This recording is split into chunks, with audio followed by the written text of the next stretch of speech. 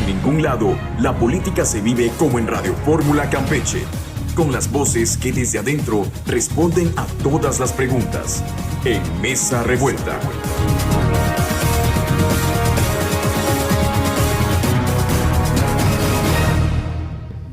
Muy buenos días. Gracias por acompañarnos este martes en Mesa Revuelta. Les recuerdo que este programa se repite por esta misma estación, 97.3 de su radio, Radio Fórmula Campeche, a las 5 de la tarde, y nos puede ver en vivo en NCS Campeche en Facebook Live. Bueno, voy a presentar a quienes ya se encuentran con nosotros en la mesa. Pepe Norreta, muy buenos días. Buenos días, Homero, y muy buenos días a todos los que nos escuchan. Ricardo Medina. ¿Qué tal, Homero? Muy buenos días y saludos a todos los campechanos que nos hacen el favor de escuchar. Alberto Kutz, muy buenos días. Buenos días, Homero, buenos días a todos. Bueno, pues vamos a iniciar con los temas que ya tenemos para este día. La noticia que impactó al mundo ayer: falleció a los 88 años el Papa Francisco. De acuerdo a la información oficial del Vaticano, sufrió un derrame cerebral, entrando en coma y provocando un colapso cardiovascular irreversible. Durante 12 años, el pontífice de origen argentino, el primer latinoamericano, fue la cabeza de la Iglesia para 1.400 millones de católicos. En los próximos días se llevará a cabo sus funerales y posteriormente el cónclave para elegir a su sucesor, con la pregunta de si el nuevo líder de los católicos seguirá la línea más abierta de Francisco o dominarán las corrientes conservadoras. Gobernantes y políticos de la gran mayoría de los países lamentaron la pérdida del Papa. En México, la presidenta Claudia Sheinbaum destacó que fue un humanista que optó por los pobres, la paz y la igualdad. Dejó un gran legado de verdadero amor al prójimo. Adelantó que en la conferencia de este martes incluirían una semblanza de su pensamiento. Bueno, pues es la noticia que muy temprano, de hecho con esa nos despertamos. Ayer lunes recorrió literalmente todo el mundo, no era para menos. Un papa carismático, que rompió muchas reglas, que los que lo conocieron de cerca pues dicen que no le gustaban los lujos, era humilde, era sencillo, era amigo. Yo me acuerdo varias anécdotas, ¿no?, que contaban cuando inició, pero bueno, ustedes tienen la mejor opinión. José Inurreta. Pues sí, es un tema que, como bien dices, impacta en todo el mundo por la personalidad del Papa Francisco, ¿no? Una persona, además de origen jesuita, ¿sí? Comprometido precisamente con ese ejemplo, ¿no?, de humildad, ¿sí? Hace rato lo decías, ¿no?, que no le gustaban los lujos. Incluso se dice que la residencia papal él la modificó bastante a modo sencillo, y sobre todo su pensamiento abierto, ¿no?, hacia todos. Como él decía, si una persona cree en Dios, pues y acepta a Dios en su corazón, pues ¿quién soy yo para juzgarlo, no? Independientemente de su color de piel, de su preferencia sexual, de su comportamiento, ¿sí? Pues él era, yo siento, ¿no?, un buen predicador, ¿sí? En una iglesia católica que, bueno, también tiene muchas cosas que están ahí pendientes, ¿sí? Y definitivamente llenar como bien decías, ¿no?, ¿qué va a pasar? Va a llegar un nuevo papa, va a seguir la línea abierta de sencillez, o se va a retomar el conservadurismo, que creo que es lo que le ha hecho daño a la iglesia como institución, ¿no? El ser tan aporreados, tan muchos, como le dicen. ¿Qué? No, nos decía, sí. Pues, pues creo que no le ha hecho bien a la institución católica. Pero bueno, vamos a esperar. El mundo ahorita pues está con la noticia. Se comenta mucho, ¿no?, de que a lo mejor ya llega el Papa Negro, que esa es otra de las profecías que se comentan, ¿no?, dentro de la Iglesia Católica, del Papa Negro. Pero bueno, creo que nunca ha habido un Papa negro, ¿no?, un Papa de color. Tiene que pasar. O sea, así como Obama fue presidente de los Estados Unidos y no se acabó el mundo. Es posible que ocurra, ¿no? pues es que hay papas de color, entonces tiene que suceder, y eso no significa que va a llegar el anticristo como algunas teorías conspiraciones dicen, ¿no? Todo tiene que pasar, todo en el mundo, así como vivimos diferentes etapas en la política, pues también la iglesia las está viviendo. Y ojalá que sea para el bien de la humanidad. Necesitamos líderes religiosos, espirituales, que prediquen como debe de ser el ejemplo de Jesucristo, que es el maestro, pues, de la iglesia católica, ¿no? Bueno, ya hay 2 cardenales mexicanos en la lista de los posibles. Ricardo. Sí, sin duda, la muerte del Papa Francisco es un hito histórico. Lo es de entrada porque la Iglesia Católica es todavía una institución muy, muy importante en el mundo, por su opinión, por su presencia mundial, por el número de feligreses, ¿no? Pero sobre todo por su impacto que quien la encabeza tiene, ¿no? Finalmente en la escucha, ¿no? Internacional. Y por eso es que finalmente el perfil que pueda tener quien la encabece siempre es muy, muy importante para saber finalmente cuál podrá ser la tendencia de esta institución. El Papa Francisco vino a marcar una pauta distinta, ¿no? A lo que se venía haciendo. Efectivamente, era una persona que rompió moldes, que rompió de una otra manera ciertas tradiciones, ¿no? Digamos, y que él veía más como solemnidades y que él en lo personal era precisamente una persona que era mucho más sencilla y mucho más buscaba la cercanía, ¿no? Parte de su mayor legado dentro de la iglesia fue impulsar mucho lo que él llamaba la iglesia en salida, ¿no? Que significa que quienes participan en la iglesia, y que no es únicamente los sacerdotes, las monjas, ¿no? O sea, lo que es la parte clerical, sino sobre todo los laicos, ¿no? Los ciudadanos que somos parte de esta iglesia, tengamos finalmente una actitud de ir en pos de atender las necesidades del mundo, ¿no? De no encerrarnos, digamos, en los edificios o en la parte estrictamente espiritual que la iglesia puede ofrecer, sino salir sobre todo a afrontar los problemas, los retos, las necesidades que puedan estar existiendo, ¿no? Él hablaba mucho de buscar y atender las necesidades de la periferia, de los desplazados, ¿no? De los marginados, ¿no? Migrantes. De los migrantes. ¿Y por qué? Porque, bueno, cuando su historia personal es muy interesante, ¿no? De entrada él tuvo un proceso de conversión muy joven, cuando por una enfermedad pierde prácticamente un pulmón, y que pues fue lo que a la postre desencadenó su condición de salud muy, muy limitada, ¿no? Entra a los jesuitas, y allí justo se estaba dando estos tiempos de la dictadura militar en Argentina, ¿no? Y los tiempos de persecución y todo, y él buscaba de una otra manera proteger, cuidar a ciertas gentes, ¿no? Entonces desde esa época él mostraba esta valentía, ¿no? Y la fue de una otra manera respaldando durante toda su gestión. Cosas importantes que hizo fue, por ejemplo, modificar los estatutos de la Iglesia Católica, ¿no? Para generar mayores responsabilidades, ¿no? Sobre el combate, por ejemplo, a la pederastia, ¿no? Los abusos sexuales que tanto se ha criticado a la Iglesia, ¿no?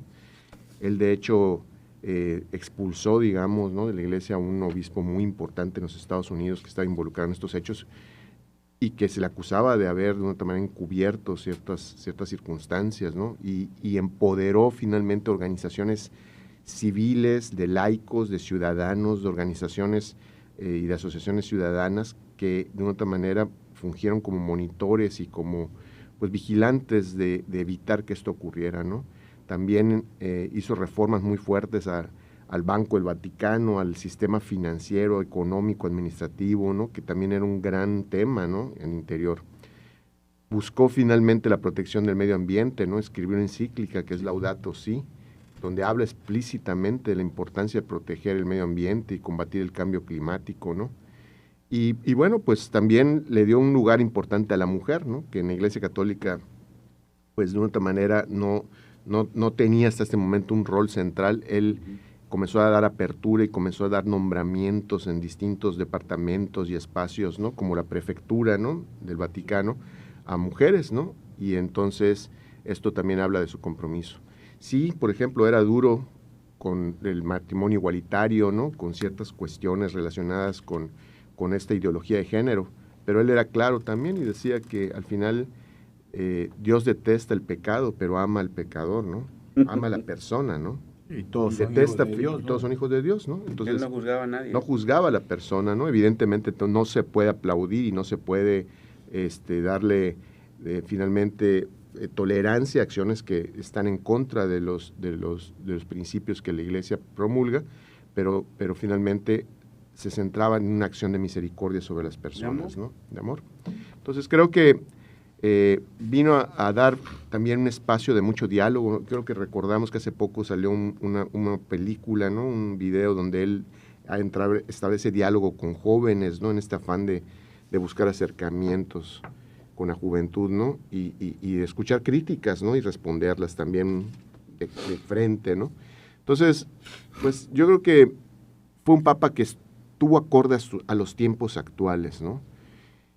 Que pues seguramente tuvo, como cualquier ser humano que lo es, defectos, limitaciones, ¿no? Cosas que a lo mejor omitió, pero que en suma hizo cosas muy importantes y pues evidentemente se le va a extrañar. Hoy, pues lo relevante será tener la atención de quién será el nuevo sucesor de Pedro, ¿no? En el Vaticano. Eso va a marcar una nueva pauta en tiempos que son distintos. Creo que cada papa le toca afrontar tiempos muy particulares. Juan Pablo fue muy importante, por ejemplo, porque él entra en una época de guerra fría, de crisis, ¿no? De confrontación entre potencias, y con su actuar ayudó, en cierta manera, a contener, limitar y acabar, en cierta forma, con el comunismo, ¿no? Su participación en la caída del muro de Berlín es innegable, y tenía que ser así porque era un originario de Polonia, donde vivió en carne propia esto. A Ratzinger le toca entrar en un periodo muy corto para afianzar ciertos principios. Y Francisco entra para darle apertura, para reducir finalmente formalismos, para cambiar finalmente una iglesia hacia la mayor cercanía. Hoy el mundo entero está entrando en un momento de crisis económica, social. Fascismo.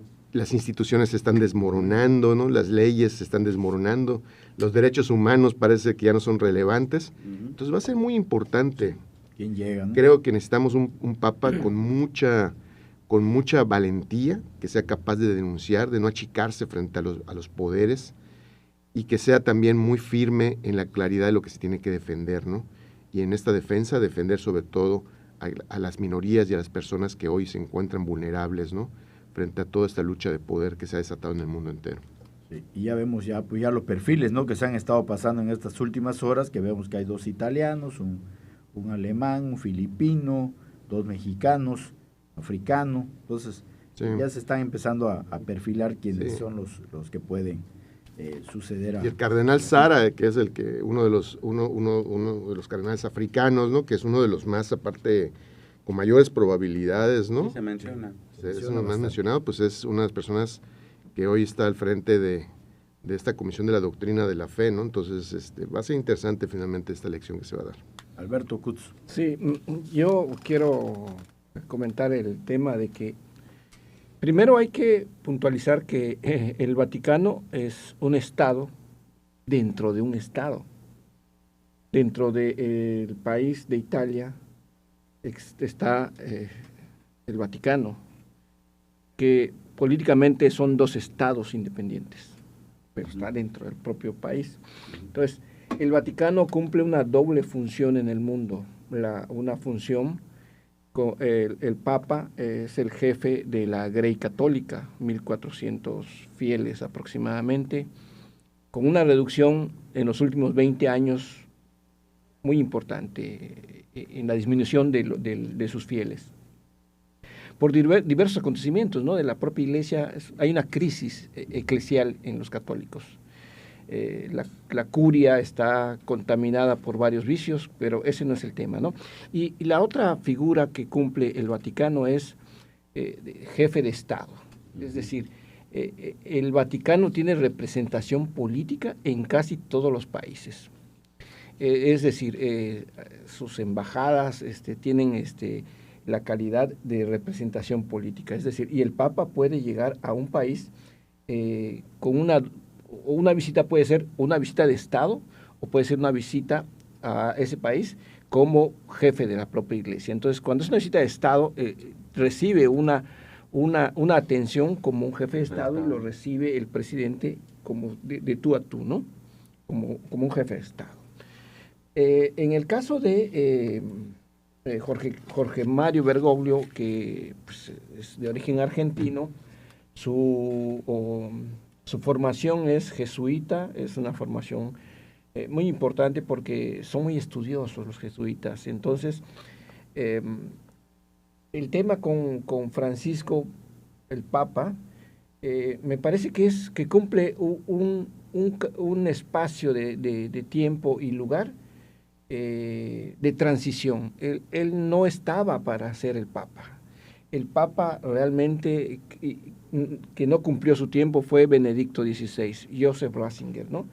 Porque la curia romana lo hizo Puig, por así decirlo. Sí, porque ahí está fuerte igual la sí, grilla, entonces, ¿no? La política, ¿no? Recordemos que a ese papa le hicieron, le hackearon sus cuentas y todo, y aparecieron problemas en donde había cuestiones financieras, cosas turbias, y entonces la curia romana es muy poderosa, es casi una mafia, entonces él decidió apartarse, no renuncia al cargo de papa y entonces se hace un cónclave en 12 años, ¿no? 2013, y entonces se elige a Francisco. Él llega de manera pues alterna, ¿no? Y entonces en la iglesia ocurre un fenómeno, 2 papas, ¿no? Porque uno era emérito, Joseph Ratzinger, y asume Francisco. Conviven los dos hasta la muerte de Ratzinger. Por eso la muerte del Papa Benedicto XVI no impactó tanto, porque habían 2 papas, ¿no? Entonces, prácticamente, ahora que muere Francisco, sí hay un impacto mundial, porque pues, en este momento la iglesia está en un impasse. Hay una sede vacante, como dice la tradición romana. No hay papa, pero hay un encargado que le llaman el camarlengo, que es el que se va a encargar de las exequias del papa, se va a encargar incluso de el asunto de convocar al cónclave, lo conduce, él no forma parte del cónclave. Los 138 cardenales van a reunirse en la Capilla Sixtina, van a decidir por 2 terceras partes de ellos quién es el que se elige. Yo quiero puntualizar una cosa que me parece interesantísima del tema, ¿no? Desde hace 47 años, con Juan Pablo I, la Iglesia entró en una etapa en la que han gobernado la Iglesia no italianos. Antes de Juan Pablo II, todos habían sido italianos. Juan Pablo I dura 33 días, Juan Pablo II dura 26 años, Benedicto dura 8 años y Francisco 12 años. Es decir, 47 años de que la Iglesia Católica Romana ha sido gobernada por un polaco, un alemán, un argentino. Y entonces, ¿qué viene? El Papa Francisco pudo nombrar al 40% de los cardenales, los que van a estar en el cónclave, pero no le va a dar para que se elija al nuevo Papa con una línea como la que él traía. Lo más probable es que el trono regrese a Italia, a los italianos, porque la curia romana ahorita está durísima. Y hay una cosa importante. En estos tiempos, la voz del Papa es importante por la convulsión que hay a nivel internacional. Se está viviendo un fenómeno impresionante del ala extremista en los gobiernos. Y pongo el ejemplo y con eso termino. El caso de Donald Trump, Vladimir Putin y el caso de Milei, por ejemplo. El Papa Francisco no fue a Argentina a ninguna visita, por una situación importante. Hay una convulsión política en Argentina y el propio Milei llamó al Papa Francisco, que era el encargado, era el enviado al demonio en el mundo. Entonces, tiene que surgir una figura que sea capaz de ser una voz fuerte para tener este embate de esta ala extremista que está invadiendo al mundo, para recobrar los valores que hacen falta en el mundo. Bueno, y no descartemos que pueda haber ahí en ese cónclave un tercero en discordia, ¿no? Bueno, vamos a un corte y regresamos. Los radioescuchas de NCS tienen su lugar apartado en Mesa Revuelta. Sigue escuchando Radio Fórmula en www.ncscampeche.com.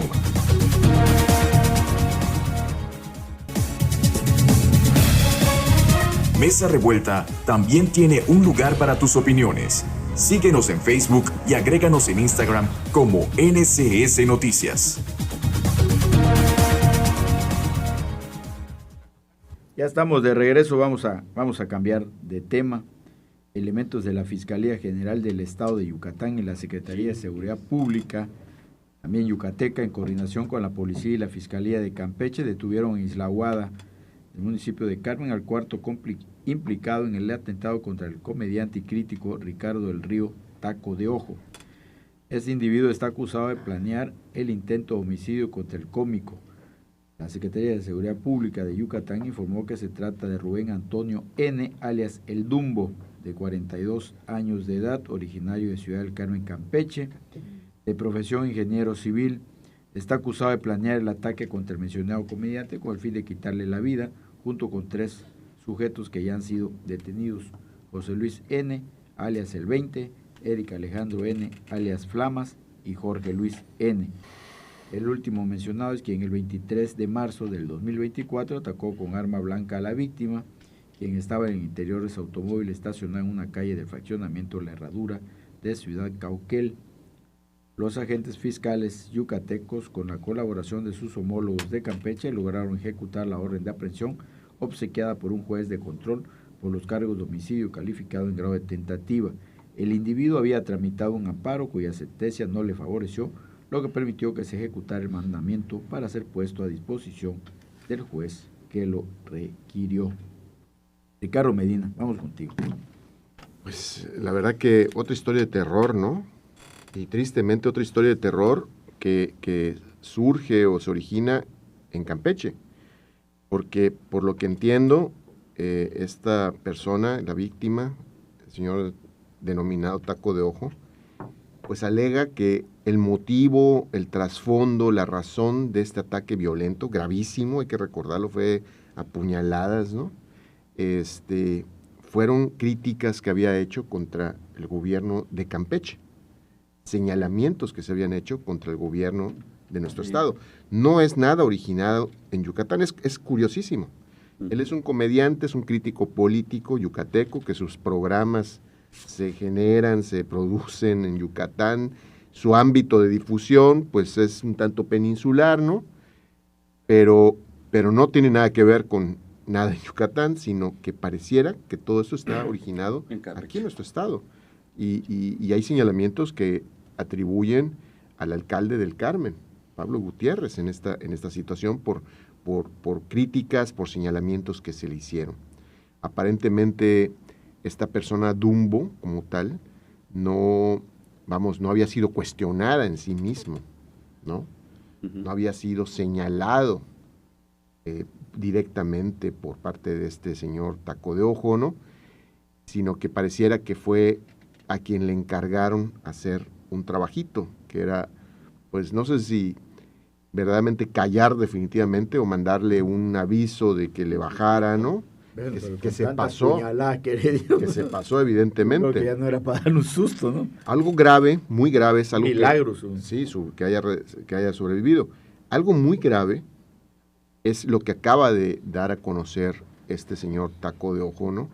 Que dice que justo después de su ataque, esta persona que acaban de detener, alias El Dumbo, comenzó a recibir una serie de contratos y de prestaciones del Ayuntamiento del Carmen para realizar obra pública municipal.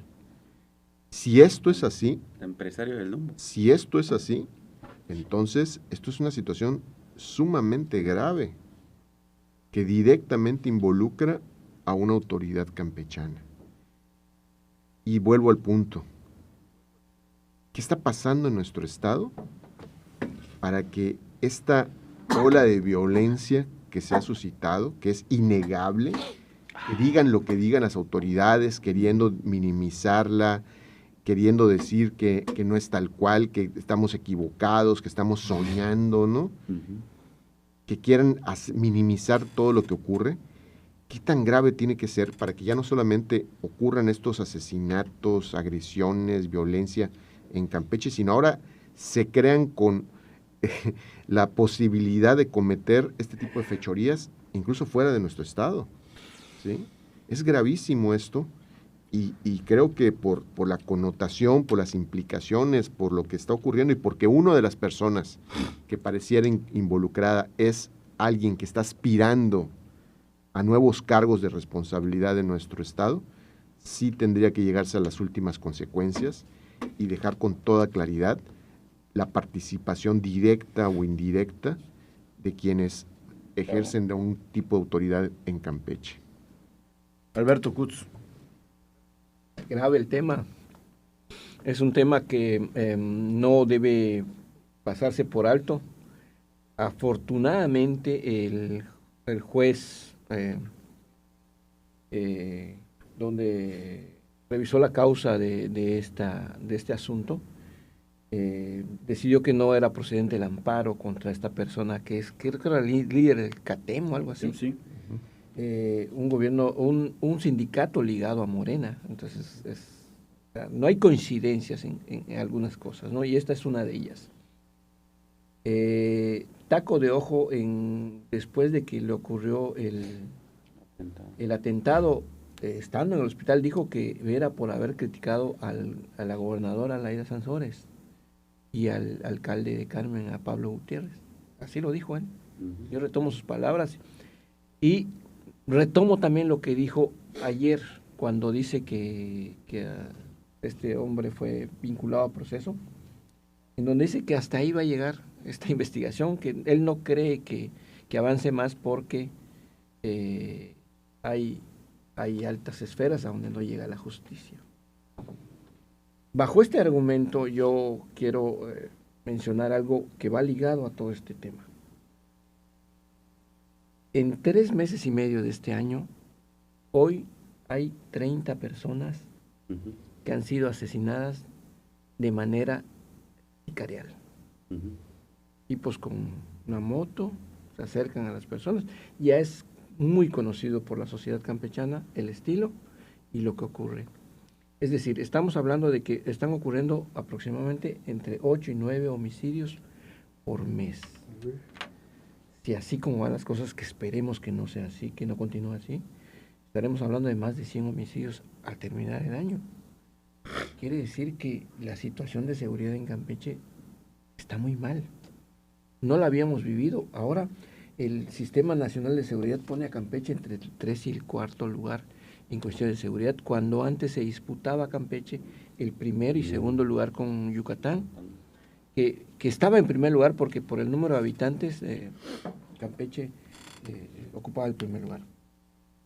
¿Qué está pasando?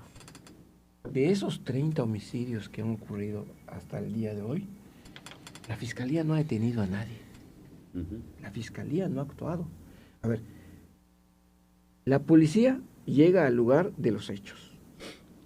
Está bien, acordona el área, es el primer respondiente. Quien tiene que hacer la investigación, integrar las carpetas, vincular a proceso, es la Fiscalía. No está actuando el fiscal de Campeche, Jackson Villasí Rosado. ¿Qué está haciendo Jackson? Está actuando como una persona que no está cumpliendo su responsabilidad. Y una cosa es cierta, en la ley de responsabilidades de los servidores públicos se puede tener responsabilidad por acción y por omisión. Y en este sentido, Jackson, el fiscal de Campeche, tiene una responsabilidad al omitir cumplir con su encargo de fiscal porque no está haciendo el trabajo que le corresponde. Él está actuando como una persona que no le interesa lo que ocurre en Campeche. Entre él y Marcela vienen a este estado en una situación de inseguridad, pero sobre todo me parece que los está protegiendo el gobierno del Estado. No hay de otra, no hay para dónde voltear. No hay que justificar a nadie. Y me parece muy irresponsable de la señora gobernadora que cada que se hable de Marcela Muñoz, la secretaria de Seguridad, lo primero que hace es llevarla al Marte del Jaguar, apapacharla y decirle que a esta señora la están atacando y ofendiendo porque es mujer. No es cierto. Se le dicen las cosas porque no está cumpliendo con su responsabilidad, ni ella, ni Jackson, de darle seguridad a los campechanos. Punto. Bueno, hay unas cosas ahí, ¿no? Igual dijo Taco de Ojo que en Yucatán se resuelven casi siempre se resuelven los homicidios, ¿no? Uh-huh. Y por otra parte también lo que comentabas de Jackson, pues Jackson dice que están armando las carpetas, que hay varias líneas de investigación y esas carpetas que están armando las están armando bien para que no se vayan a caer cuando ya tengan a los detenidos. Pero bueno, Pepe. Sí, es Que no nos desesperemos. Que no se desesperen, dice el señor fiscal, mientras siguen cayendo los muertos. Mientras siguen las ejecuciones, mientras los campechanos les da miedo salir en la noche.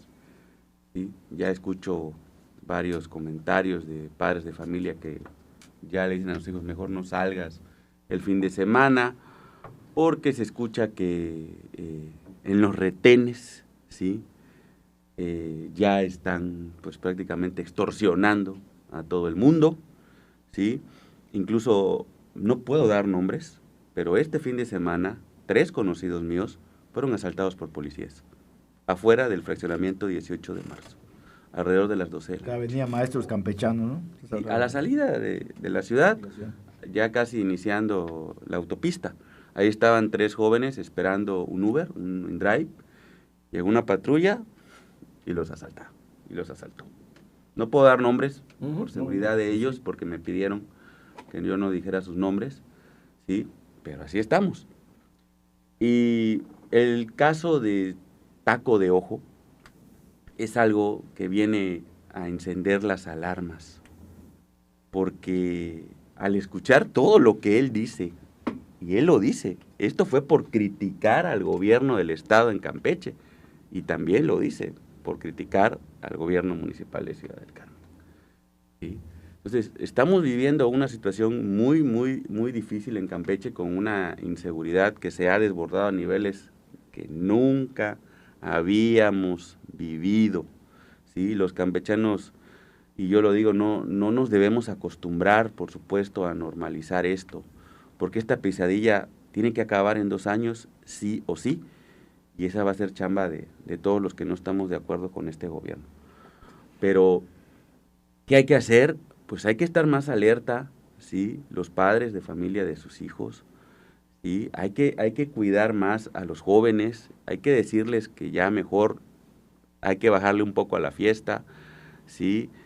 Y sí hay que exigir justicia desde la oposición, desde las voces que tenemos, exigir justicia, que se aclaren los homicidios, los asesinatos, que no quede en una mera carpeta de investigación, como dices, llega la policía, acordona el área, toman fotos y no hay detenidos, no hay presuntos responsables de nada, el fiscal dice que esto va a seguir incluso, la secretaria de Seguridad Pública anda de vacaciones, ¿sí? Y si le dicen algo que porque es mujer, no es un tema de género, es un tema de su trabajo, de su responsabilidad, no es porque esté alta o guapa o lo que sea, no es por ahí el punto, ¿no? Como lo han querido desviar, pero bueno, tienen 0 credibilidad por su trabajo.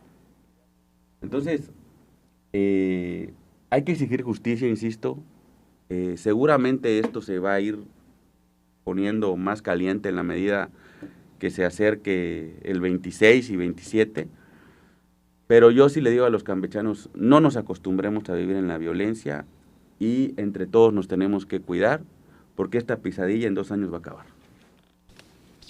Sí, yo quiero agregar algo más. Me parece que en el caso de la oposición, en el caso del Movimiento Ciudadano, ha tomado la narrativa de decir que esta cuestión de inseguridad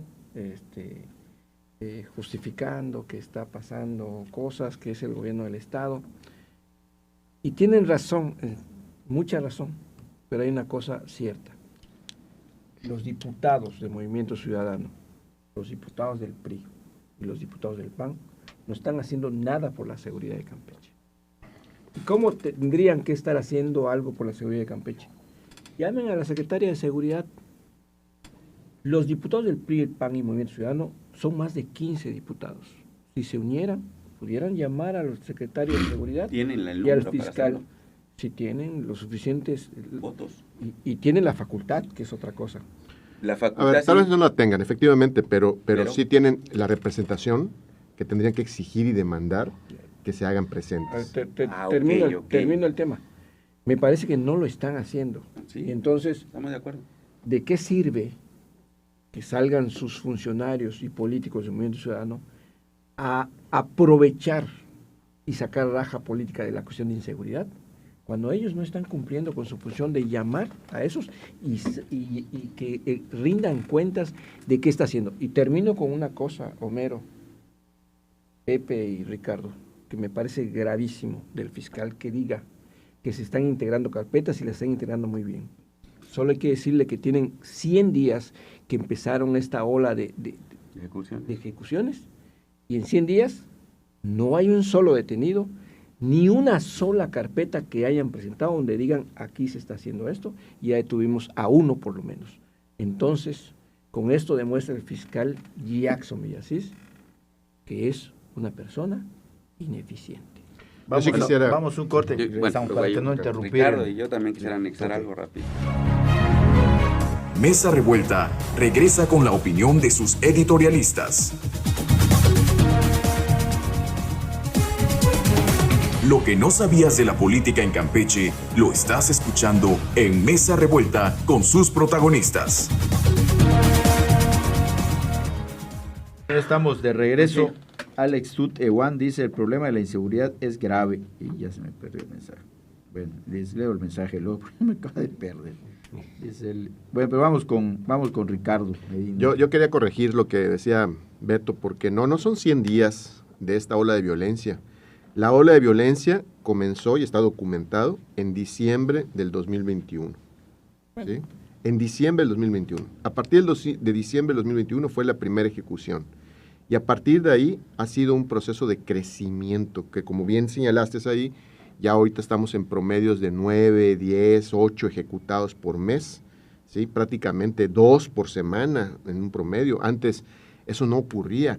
Los muertos que han ocurrido en ejecuciones, ¿sí? Hay uno ejecutado aproximadamente cada 4 días. Cada 4 días. Los números de ejecuciones que han ocurrido en estos 3 primeros años de gobierno duplican el número total de homicidios ocurrido en toda la administración anterior. Entonces, es muy grave esto. Pero ¿qué es lo más grave? Lo que tú también señalabas, y eso estoy coincidente contigo, de que hoy pareciera como que ya no hay nadie que señala, que cuestione y que exige. Porque subir una publicación en el Facebook diciendo que hay inseguridad y no sirve de nada, ¿sí? Estoy totalmente de acuerdo contigo, Beto. Los diputados tendrían que tener un rol mucho más exigente. Que les den los números para demandar la comparecencia o no de las autoridades es otra cosa, pero sí exigirlo, sí señalarlo, sí de una otra manera encabezar una exigencia y una demanda pública. Hoy ya la gente tiene temor, y ya no solamente temor de que ocurran homicidios, de que te roben, de que te asalten con violencia, incluso ya tienen temor de dar la cara frente a la autoridad, y pareciera entonces que también nuestros diputados y autoridades, ¿no?, lo están teniendo, porque entonces en lugar de ser exigentes y darle voz a un reclamo de la ciudadanía, porque nadie puede negar que hoy todos los campechanos están hartos, cansados, agobiados, fastidiados de esta ola de violencia, pero nadie se atreve a verdaderamente hacer lo que se tiene que hacer, uno, o por temor, o por complacencia, de que finalmente pues llevamos la fiesta en paz para que nos esperemos hasta la batalla electoral del 2027, mientras esta ola va a seguir creciendo, y lo que es algo absolutamente real. Tal parece, Ricardo, que los diputados nada más salen al paso, ¿no? Con una publicación en las redes sociales para que digan, bueno, sí hice algo, ¿no? Hice algo, ¿no? Y eso es una verdadera mentira, eso es maquillaje, eso es querernos ver la cara a todos.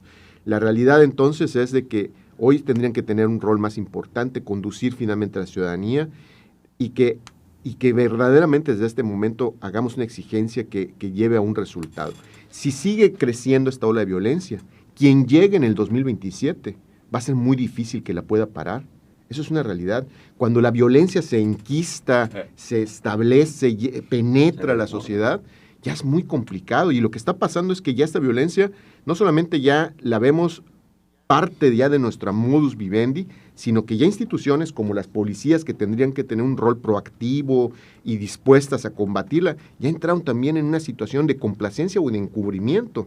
Entonces va a ser, o sea, quien llegue en el 2027, si no comenzamos a pararlo desde ahorita, simple y sencillamente no va a poderlo hacer, y vamos a estar enrolados en una espiral de caída libre en una situación que nos está afectando a todos. Y como siempre he dicho, ¿no?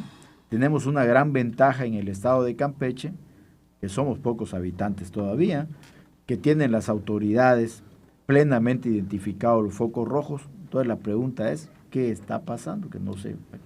Pues, que más que hay complacencia, que hay seguramente complicidades, pero sí, yo vuelvo a retomar, ¿no? el tema de la oposición, ¿sí? Y hablo, por supuesto, de la parte que me corresponde, ¿no? Hay 2 diputados del PAN que están mudos, hay que decirlo. Seguramente están bien maiciaditos, también hay que decirlo. Yo empiezo por la casa, ¿sí? Y hay que limpiarla. Y a esos 2 diputados, la nueva dirigencia estatal, seguramente les va a exigir cosas. Pero bueno, ya falta poco para que esa nueva dirigencia entre. Pero mientras tanto, a Rosario y a Golibia hay que recordarles que tienen un compromiso, ¿sí? Que son representantes populares y que deberían de subir a la tribuna a defender a los campechanos y a exigir que se detenga esta ola de violencia y exigirle a Marcela y a Jackson que hagan su trabajo, porque no lo están haciendo. Eso queda claro. Ojalá hubiera una unión de la oposición. No hay que esperar el 27 para ver si eso pasa.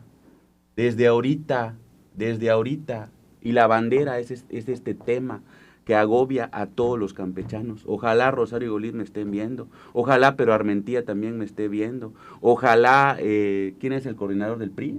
Miguel Paul también nos esté viendo. Miguelito, te conozco desde hace mucho tiempo también, a todos. Hay que entrarle al tema. Bueno, pero ustedes están enfocados echando culpas a los diputados locales, y no quedan nuestros flamantes senadores y diputados federales. Pero esos son de Morena, y ellos tienen que voltear a ver hacia otro lado, y ellos tienen que proteger al gobierno del Estado. Espera. Hay de todo. Hay senadores de MC. ¿Dónde está Cristian Castro Bello? Claro. Con todo respeto se lo mando a decir, diputado federal, ex candidato a gobernador, ex compañero de la coalición. ¿Dónde está Emilio, ex candidato a, ex compañero diputado, ex candidato de alcalde, hoy diputado? Con todo respeto, me cae muy bien. Adriana Rejón, ¿dónde están? En la Ciudad de México. Mi querida Carla Toledo, la aprecio muchísimo, con todo respeto, porque fuimos compañeros de coalición. ¿Dónde estás? En la Ciudad de México. Pues si supuestamente representan a Campeche, aquí deberían de estar. Sí, lo mismo que Daniel Barreda, lo mismo que Farías. Sí. O sea, la realidad es que hoy... Todos, nombres. Hoy un problema, la realidad es que hoy un problema, que es el mayor problema y la mayor preocupación de los campechanos, nadie la está asumiendo. Y el problema se está agravando día con día.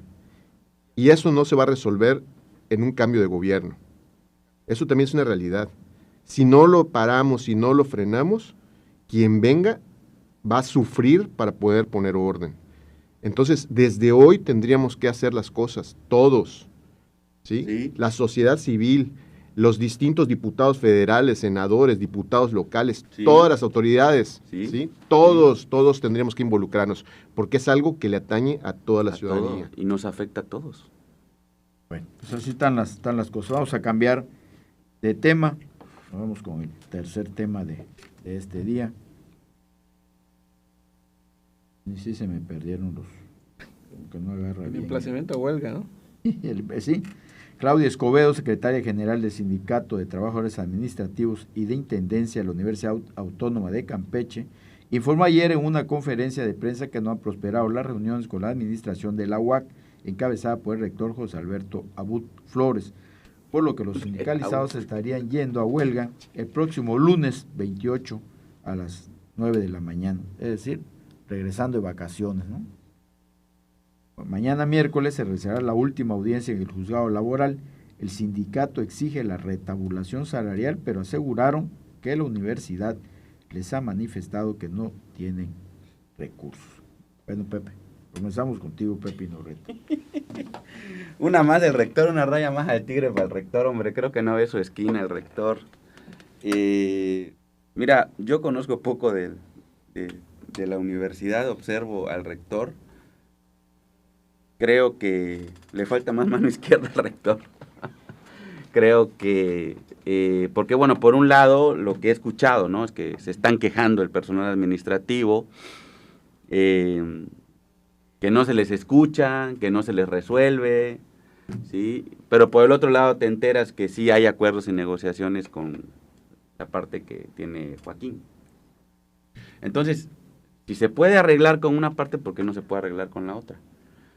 Todo el mundo sabe cuánta lana hay. Ganancia, porque la vez anterior no se pudo arreglar con ninguno y desencadenó en una huelga histórica, ¿no? Pero la huelga al que más le afecta es a él. Y ya de por sí viene enfrentando un embate mediático desde el gobierno del Estado, ¿sí? Entonces ahora te va a enfrentar otro desde adentro, ¿sí? Con una parte del personal administrativo, ¿sí? Perjudicando, bueno, a él, su imagen, ¿no? Como rector, no quiero decir como político, porque me queda claro que Abud no es político, es académico, ¿sí? Pero, pues obviamente todo esto perjudica a la máxima casa de estudios y pues ojalá el rector entienda que también tiene que tener mano izquierda y tiene que escuchar a todos y tiene que resolver problemas. Ese también es parte de su chamba, es lo que yo pienso. Bueno, los más perjudicados, Ricardo Medina. Pues la verdad que es bien complicado que nuestra máxima casa de estudios esté siendo convulsionada y esté metida en tantos conflictos. O sea, más allá de escuchar que nuestra universidad obtuvo un reconocimiento académico, que egresados de nuestra universidad lograron un éxito científico, que se logró generar una patente, que es increíble que en los últimos meses todo sea problema, conflicto, discusión en un lugar donde finalmente estamos formando a nuestros próximos profesionistas, a nuestra capacidad humana para salir adelante en este estado. Entonces, pues está muy mal. Está muy mal, sí, por la rectoría, está muy mal por todos los actores que están involucrados en la universidad, como son los sindicatos, los maestros, los propios estudiantes, pero también está muy mal por todos los actores ajenos a la universidad que están viendo a la universidad como un botín político, como una posición, como un tablero de ajedrez en este juego que se ha vuelto Campeche, para de una otra manera querer enturbiar, perjudicar a alguien que no es conveniente, ¿no? Y estar en un zipizape, ¿no? Completamente. Aquí los únicos que pagan las consecuencias son los jóvenes.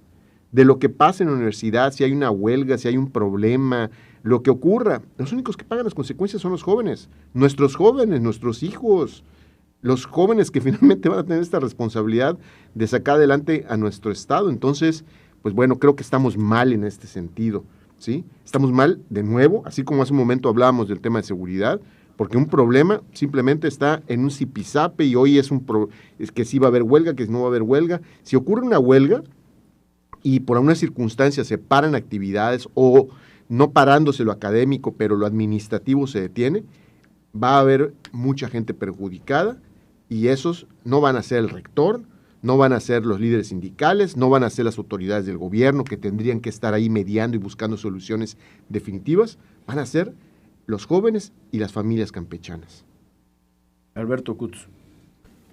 Pues dice el refrán que segundas partes nunca fueron buenas y lo confirma José Abud Flores porque en su primera etapa como rector fue sacado violentamente por el ahora dirigente nacional del PRI, Alejandro Moreno, y pues él dejaba una impresión de que había sido una muy buena administración en su primera etapa y que se la frustró Alito.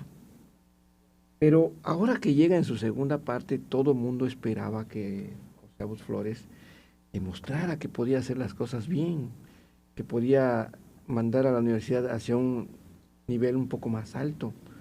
Pero lo que hemos visto en este tramo de su administración es solo escándalos. Primero, una huelga histórica, como dices tú, Homero, de sus dos sindicatos, el de maestros académicos, sí. y el de intendencia, ¿no? Que más de 5,000 jóvenes los dejó casi un mes sin clases. Luego, la Auditoría Superior de la Federación le hace una observación por 225 millones de pesos. Un desvío que todavía no ha sido aclarado. Entonces, no lo sé qué pretende Abud Flores. Muchos dicen que se dedica a otras cosas más personales, como vivir la vida loca. Yo no sé si eso sea, pero aquí el punto que hay que dejar en claro es que el rector está dejando mucho que desear para dar esa imagen de la universidad como un lugar en donde se forman los próximos profesionistas de Campeche. ¿Qué imagen está dando el rector? De una persona que no logra conciliar con un sindicato que lo único que exigen son sus derechos laborales. Sentarse, mandar a alguien y cumplir. Pero tal parece que lo único que se ha dedicado el señor rector es a hacer todo lo posible por dejar mal a la universidad. Y tristemente, lo que no había ocurrido con ningún rector de esta universidad, bueno, salvo con la que fue rectora Cindy Sarabia, en donde ahí fue la frivolidad andante, pero bueno, peor que Abud, no lo sé, quizás sean iguales, pero es una pena por la universidad que esté pasando por esta etapa de crisis institucional.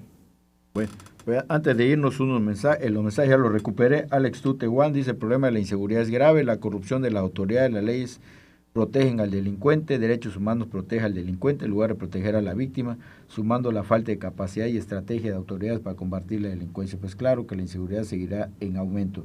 Enrique Jacobo: cuando un político se vende a otro, deja de tener credibilidad, como por ejemplo cuando el PAN se vende al PRI. Permite que le impongan candidato y además se quede callado. Bueno, ya están los... Lo mejor que pudo haber pasado es que la coalición triunfara en el 21, no estuviéramos viviendo todo esto, ¿sí? En el 21 decíamos, queremos defender a Campeche, vamos a defender a Campeche. Campechanos, hoy les queda claro de qué lo queríamos defender. Bueno, nada más. Pues ya nos vamos, agradecemos a Pepe Inurreta, a Ricardo Medina, a Alberto Kutz. ¿De la neta? Pero sobre todo a usted que nos vio y nos escuchó. Nos vemos el próximo martes. Queríamos defender. Porque hoy más que nunca se necesita tener un lugar para que los polos opuestos se encuentren y enriquezcan la democracia. El próximo martes, los invitados de Mesa Revuelta regresarán a Radio Fórmula Campeche, el lugar de la información.